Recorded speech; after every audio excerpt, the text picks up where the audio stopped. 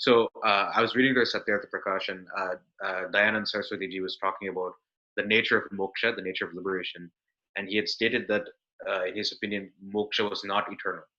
So this got me kind of thinking: what is the point of what is the point of liberation then? What is the point of moksha if it's not eternal? If it's not like an eternal liberation, I have no motivation to. No, Like no. I understand that for 16 billion years or so, I won't be suffering through samsara, but again with the next creation, if I have to come back and again find my way back to him and then stay there and then again come back, like isn't it doesn't it go against the definition of moksham, which means eternal liberation? That's my No, question. it's like this, Bharadwaj. Sometimes what happens is, uh, let's say that a person comes to me and asks me, "What is your problem?" And I say that I require money. So, how much do you want? And I say, "Okay, I want let's say $100 million." And he Yeah. says, "Don't worry, take this check, you fulfill it." Then I start feeling, why can't I ask 1,000 million when he can give 100 million? So that will be my next greediness, asking. So Okay. therefore, this type of thinking is because of your human nature. Okay. So you're thinking that is not eternal. Actually, it is eternal. Okay. Yeah. So okay, let me tell you. Um, Today, human, what they're doing, I do a job, I get some money, I save some money, I use some money. Correct? Why do I Yep. save some money? For the future in case you need it, or Yeah, for good that's luck. correct. For future, correct? Yeah. So Maharshi says that if for this small 100 years of life, if at all you live for 100 years, you're saving some money. So similarly for moksham, which is how many years? Let's see. Kali Yugam is for 43. So you can put it in American count, 432,000 years. Yeah. 10 times this is the Mahayugam. That means Kali Yuga, Dwapar Yuga, Treta Yuga, and Satya Yuga. 4 yugas put together is 43, there's 4,032,000 years. Yeah. Okay. So such 4 million, you know what is million? Oh my goodness. So 4,032,000 years is one Mahayuga. 71 such yugas put together is one Manvantara. Yeah. And such 14 Manvantras is one day of Paramatma. Okay, one day in Brahma. Brahma day is called as Brahma day. It's not that he's living something and he has some Ayush. No, that is called as Brahma day. Like a Then, similar to that one, Brahma night is there. Those four both put together, one day yeah. and night. Such day and nights 360 is called one Samvatsara for Brahma. Such 100 Samvatsaras is the timeline for the moksha.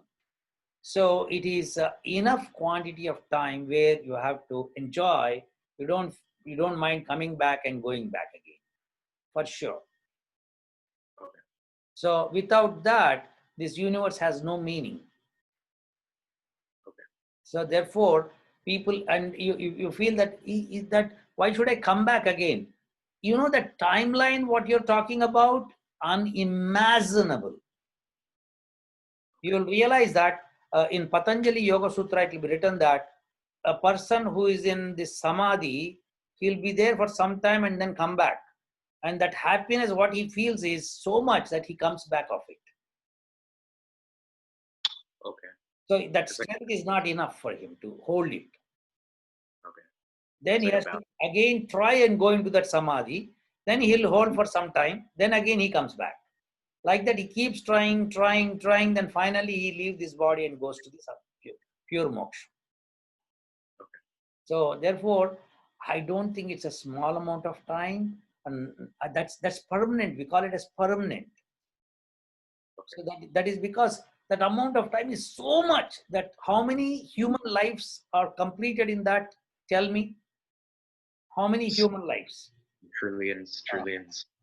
therefore, we let's enjoy that. Don't worry, and the people come back. If the souls do not come back, there's you don't even find a grass on this earth.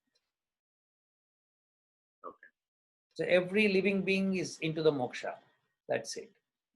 So do you come back as like a clean slate, or do you come back with like as a That's a Krishna good, or beautiful you? question. I was waiting for this question actually.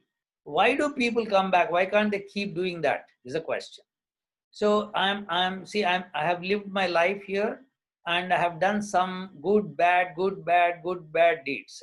Bad deeds cannot be compensated with good deeds. No way. Yeah. They require their own punishments. Now, if I'm trying for moksha, I will get moksha because I'm trying. I got the moksha. But my deeds, which I did, they remain like that. So they have to be fulfilled in the next janma. So after this paranta kala, when I come back, I have to do that. Okay. One thing. Second thing is, my parents gave me birth so that I could use this body for getting moksha. So I am indebted to them. Okay. So I have to give them birth again at some time. Oh, okay, okay. So it's like a cycle. Yes. That's why Krishna says, Krishna is the wonderful yogi in this universe. Once Dharmaraju asks, Krishna, do you, do namaskara to any person in this world sincerely? He says, yes, show me one person who doesn't have this runa. To that person, I pray. This runam means this loan, like, pay back. Yeah, yeah. The indebtedness. Yes, and Krishna has meant it really. People don't realize this point. Krishna said, who doesn't have loan, to that person I pray. And who is that person who is without loan? Is God. Paramatma. Okay. He is the one, he is without loans because he has no attachment, no detachment. Yeah. Yeah. That definitely makes sense. Okay. Yeah, it's definitely like different from what I've been conditioned since childhood. Yeah. But I think that's definitely a topic that once, if it's if moksha is an experience, I think that's we can decide, do we stay there, do we come back once we reach that goal. So I think it's futile arguing about those things here, which I Yes, see many exactly. schools, many people argue this way, that way, this way, that way, but the point is to get there first. So my request is that those who want to argue, please first do the Ashtanga Yoga Sadhana. When you're in Samadhi, you will realize why you want to come back. Yeah.